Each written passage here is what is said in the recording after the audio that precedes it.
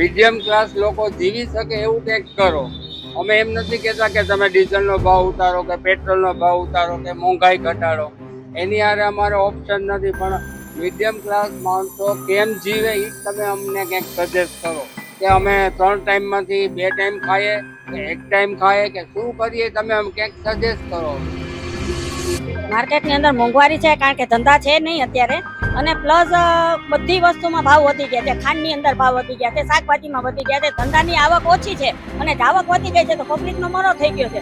જ્યારે અત્યારે જનતાની આગળ મત લેવો હોય ત્યારે એ લોકો બધા આપણી આગળ આવે છે કે ભાઈ તમે અમને મત આપજો, અમને મત આપજો. મત આપી દીધા પછી પણ જ્યારે આપણે એ લોકો જીતી જાય છે ત્યારે એ લોકો આપણી ઉપર કંઈ પણ ધ્યાન પબ્લિક ઉપર દેતા નથી, અને એની રીતે બધા મજા કરે. લોકોનું બજેટ છે એ વધ્યું નથી, કમાણી વધી નથી, ખર્ચા દિવસે દિવસે વધતા જાય છે. આમાં મીડિયમ ક્લાસને તો અત્યારે એમ જીવવું ને એ મુસીબત. એક તો ધંધા નથી, કમાણી નથી, એ મંદી તો પહેલેથી વય જ આવે છે. પ્લસ આ બધા મોંઘવારી, ભાવ વધારો, પેટ્રોલ ડીઝલમાં ભાવ વધારો થાય એટલે ટોટલ વસ્તુમાં ભાવ વધી જાય છે. બરાબર છે.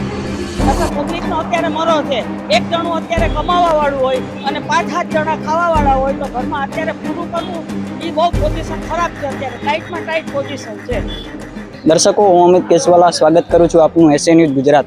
દર્શકો, આજે અમારી ટીમ આવી પહોંચી છે ગુજરાત રાજ્યના પોરબંદર જિલ્લામાં. દર્શકો, હાલમાં અત્યારે પેટ્રોલ ડીઝલના ભાવ વધી રહ્યા છે. તો દર્શકો, એના લીધે ક્યાંક ને ક્યાંક જે વેપારી લોકો છે એને તકલીફ પડી રહી છે, આમ જનતા છે એને તકલીફ પડી રહી છે. તો આજે અમારી ટીમ આવી પહોંચી છે પોરબંદરમાં, અને અહીં અમે જાણવાની કોશિશ કરીશું કે જે વેપારી લોકો છે એમને અને આમ જનતાને શું શું તકલીફ પડી રહી છે. ચાલો આપણે એમની સાથે રૂબરૂ વાતચીત કરીએ અને જાણીએ. દર્શકો, હવે અમારી સાથે જે કાકા જોડાઈ ગયા છે, ચાલો એમની સાથે વાતચીત કરીએ. શું નામ છે કાકા? કિશોરભાઈ વડુકર, હર્ષદ ચા. તો ભાઈ, અત્યારે આજે આ બધા ભાવ વધી ગયા છે પેટ્રોલ ડીઝલના, અને માર્કેટમાં અત્યારે મોંઘવારી વધી રહી છે, તો એની અસર શું થઈ રહી છે અત્યારે? મોંઘવારીની પહેલી અસર મંદી થઈ ગઈ. લોકોનું બજેટ છે એ વધ્યું નથી, કમાણી વધી નથી, ખર્ચા દિવસે દિવસે વધતા જાય છે. તો આમાં મીડિયમ ક્લાસને તો અત્યારે એમ જીવવું ને એ મુસીબત છે. એક તો ધંધા નથી, કમાણી નથી, એ મંદી તો પહેલેથી વય જ આવે છે. પ્લસ આ બધા મોંઘવારી, ભાવ વધારો, પેટ્રોલ ડીઝલમાં ભાવ વધારો થાય એટલે ટોટલ વસ્તુમાં ભાવ વધી જાય છે. બરાબર છે. તો નાના માણસોને કેમ રહેવું કે કેમ જીવવું ને એ મુસીબત થઈ ગઈ છે. તો શું અપીલ છે સરકાર પાસે? સરકાર પાસે અપીલ છે કે તમે મીડિયમ ક્લાસ લોકો જીવી શકે એવું કંઈક કરો. અમે એમ નથી કહેતા કે તમે ડીઝલનો ભાવ ઉતારો કે પેટ્રોલનો ભાવ ઉતારો કે મોંઘાઈ ઘટાડો. એની હારે અમારે ઓપ્શન નથી, પણ મીડિયમ ક્લાસ માણસો કેમ જીવે એ તમે અમને કંઈક સજેસ્ટ કરો કે અમે 3 ટાઈમમાંથી 2 ટાઈમ ખાઈએ કે 1 ટાઈમ ખાઈએ કે શું કરીએ, તમે અમને કંઈક સજેસ્ટ કરો અમને. ક્યાંક ને ક્યાંક અત્યારે જે મધ્યમ વર્ગના લોકો છે એ જ એને વધારે તકલીફ પડી રહી છે, બરોબર? એવું કહી શકીએ આપણે? હા, નાના માણસો જે ગરીબ માણસો ને એને તો બીપીએલ માંથી બધું મળે, એને સહાય મળે, એને બધું મળે. ને જે લોકો લેન્ડલોર્ડ છે એને તો કઈ સવાલ જ નથી. મીડિયમ ક્લાસ માણસ જાય ક્યાં? વાટકો લઈને માગવા જઈ નથી શકતો કે ઘરે બેસીને ખાઈ પણ નથી શકતો. કે ખાવું, જીવવું કે મરવું એ પ્રશ્ન અત્યારે થઈ ગયો. બરોબર છે કાકા, ધન્યવાદ. ઓકે, ધન્યવાદ. દર્શકો, જેમ કે તમે આપણે કાકા સાથે વાતચીત કરી, એમણે કહ્યું કે અત્યારે મધ્યમ વર્ગના જે લોકો છે એને બહુ તકલીફ પડી રહી છે. તો સરકાર પાસે ક્યાંક ને ક્યાંક અપીલ છે કે એના માટે કંઈક ને કંઈક સુધારો કરે, એવું કાકાનું કહેવું છે. દર્શકો, હવે આપણી સાથે એક બા જોડાઈ ગયા છે, ચાલો એમની સાથે વાતચીત કરીએ. નમસ્કાર બા, શું નામ છે તમારું? મારું નામ ભાવનાબેન સાગોટિયા છે. અમારે ગાંધી સોડા શોપની દુકાન છે. તો અત્યારે આજે પેટ્રોલ ડીઝલના ભાવ વધ્યા છે, એને લીધે માર્કેટમાં મોંઘવારી થઈ રહી છે, બરોબર? તો એના વિશે તમારે શું કહેવું? માર્કેટની અંદર મોંઘવારી છે કારણ કે ધંધા છે નહીં અત્યારે, અને પ્લસ બધી વસ્તુમાં ભાવ વધી ગયા છે. ખાંડની અંદર ભાવ વધી ગયા છે, શાકભાજીમાં વધી ગયા છે. ધંધાની આવક ઓછી છે અને આવક વધી ગઈ છે તો પબ્લિકનો મરો થઈ ગયો છે. જ્યારે અત્યારે જનતાની આગળ મત લેવો હોય ત્યારે એ લોકો બધા આપણી આગળ આવે છે કે ભાઈ તમે અમને મત આપજો, અમને મત આપજો. મત આપી દીધા પછી પણ જ્યારે આપણે એ લોકો જીતી જાય છે ત્યારે એ લોકો આપણી ઉપર કંઈ પણ ધ્યાન પબ્લિક ઉપર દેતા નથી, અને એની રીતે બધા મજા કરે છે. અને અત્યારે પબ્લિક પીસાઈ રહી છે, ધંધા છે નહીં, આવક ઓછી થઈ ગઈ છે, આવક વધી ગઈ છે. તો હવે એનું કરવાનું શું? અમારે પબ્લિક આમ આદમીની તો મરજ છે અત્યારે. તો શું અપીલ છે તમારી? કાંઈ પણ ભાવમાં મોંઘવારી ઘટે એવું કંઈક સરકાર કરે તો વધારે સારું છે. નતર પબ્લિક નો અત્યારે મરો છે. એક જણું અત્યારે કમાવા વાળું હોય અને 5-7 જણા ખાવા વાળા હોય તો ઘરમાં અત્યારે પૂરું કરવું એ બહુ પોઝિશન ખરાબ છે. અત્યારે ટાઈટમાં ટાઈટ પોઝિશન છે. ધન્યવાદ બા. Okay, welcome. દર્શકો, જેમ કે બાનું કહેવાનું છે કે અત્યારે આમ જનતા છે એને બહુ જ તકલીફ પડી રહી છે, કેમ કે બધી જ વસ્તુઓમાં ભાવ વધારો થયો છે. એનું કારણ છે કે પેટ્રોલ ડીઝલમાં ભાવ વધારો થવાથી એ એક જરૂરિયાત વસ્તુ છે, એમાં ભાવ વધારો થયો છે એટલે બીજી બધી વસ્તુઓમાં ભાવ વધતા આમ જનતાને, વેપારી લોકોને બધાને ખૂબ જ તકલીફ પડી રહી છે અને સરકાર પાસે અપીલ છે કે આનો કોઈક ને કોઈક સારો ઉપાય લાવે. દર્શકો, હવે અમારી સાથે એક રિક્ષા ચાલક છે જોડાઈ ગયા છે, ચાલો એમની સાથે વાતચીત કરીએ. નમસ્કાર કાકા, શું નામ છે તમારું? ભાઈ સોમભાઈ નામ છે મારું. અને અત્યારે આ ગેસના અને પેટ્રોલ ડીઝલના ભાવ વધી ગયા છે. અમને 10માં પોસાય ને 20માં અમારો ધંધો થતો નથી, તો એ અમારે શું કરવું?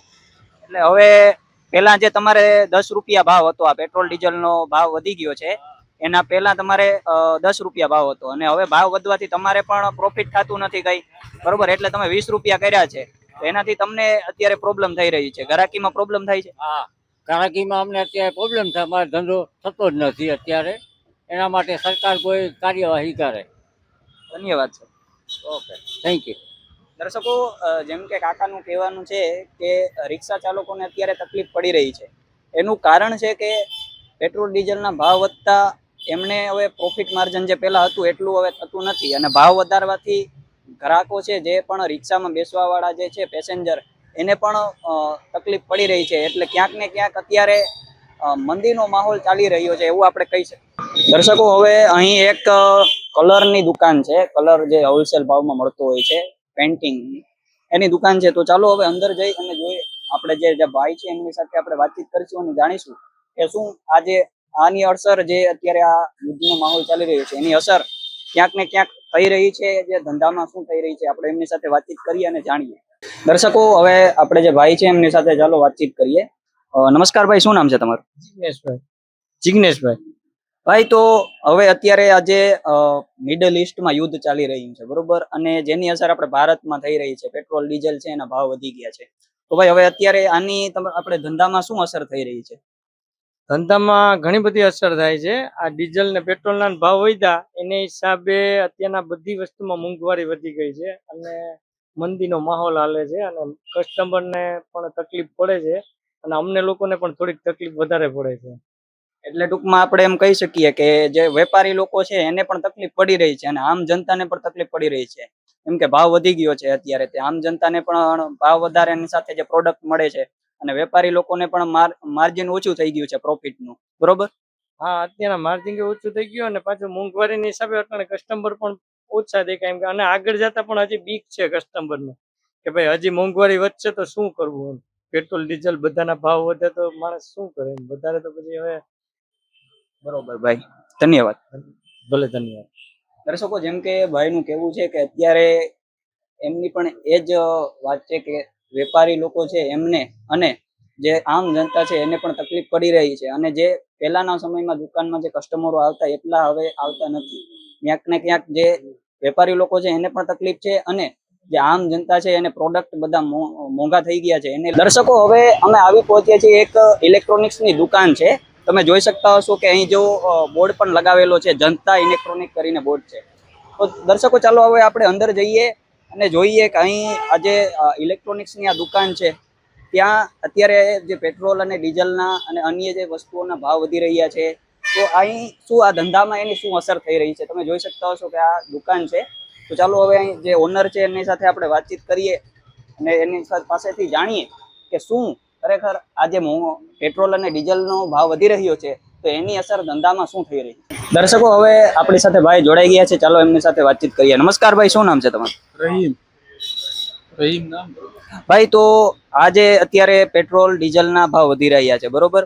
તો એની અસર તમારે આજે અત્યારે તમારે ઇલેક્ટ્રોનિક્સનો ધંધો છે તો એના ઉપર શું અસર થઈ રહી છે ભાઈ? અસરમાં એમાં એમ છે ટ્રાન્સપોર્ટનું માલ અહીંયા પૂગતું નથી. પેટ્રોલ ના ડીઝલ માલ અમારે જો થોડુંક જ છે, પૂગ્યું નથી. પાછું બીજું ટ્રાન્સપોર્ટનો ભાવ વધી ગયા છે, એના હિસાબે માલનો ભાવ પણ વધી ગયા છે. એના હિસાબે ઘરાક આવીને પૂછીને વયા જાય છે. પેલા જેટલું એનો ભાવ મળતું નથી ટીવીનો હિસાબ, એના હિસાબે સાવ અત્યારે સાવ મંદી છે ધંધામાં પણ.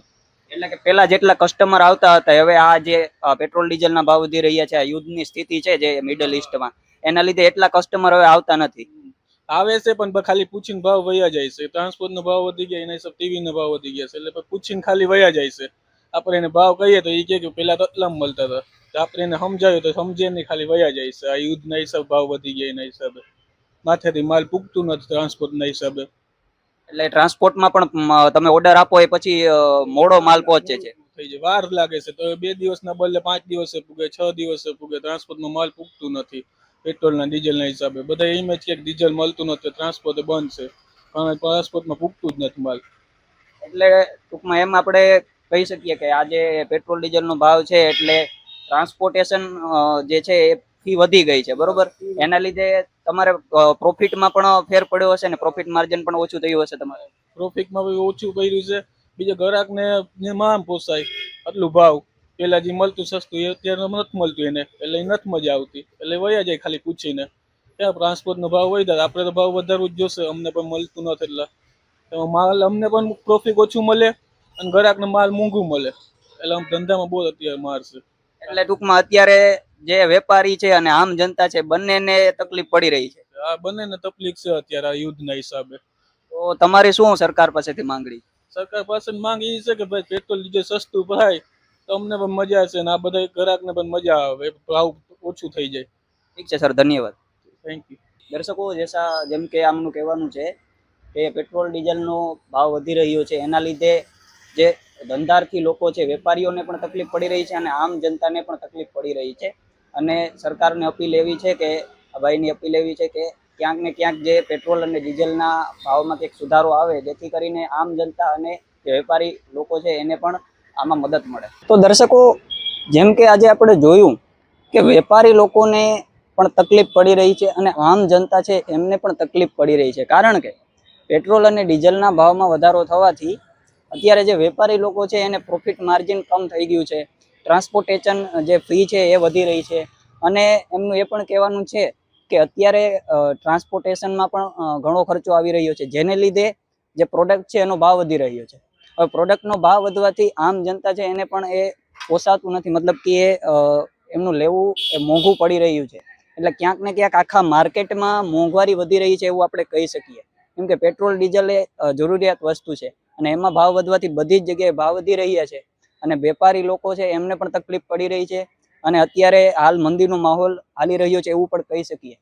અને એ પણ જોયું કે આજે જે જનતા છે એને પણ પ્રોડક્ટ જે બધી છે મોંઘી મળી રહી છે અને જે ધંધા રોજગાર છે એ પણ બહુ કમ થઈ ગયા છે, ઓછા થઈ ગયા છે. એના લીધે બહુ જ તકલીફ પડી રહી છે. તો દર્શકો, આ પોરબંદર જિલ્લાનો એક નાનકડો રિપોર્ટ હતો. તમને આ વિડીયો સારો લાગ્યો હોય તો આપ અમારી સાથે બન્યા રહો. હું અમિત કેસવાલા, કેમેરામેન વિનોદની સાથે એસએન ન્યૂઝ ગુજરાત, પોરબંદર.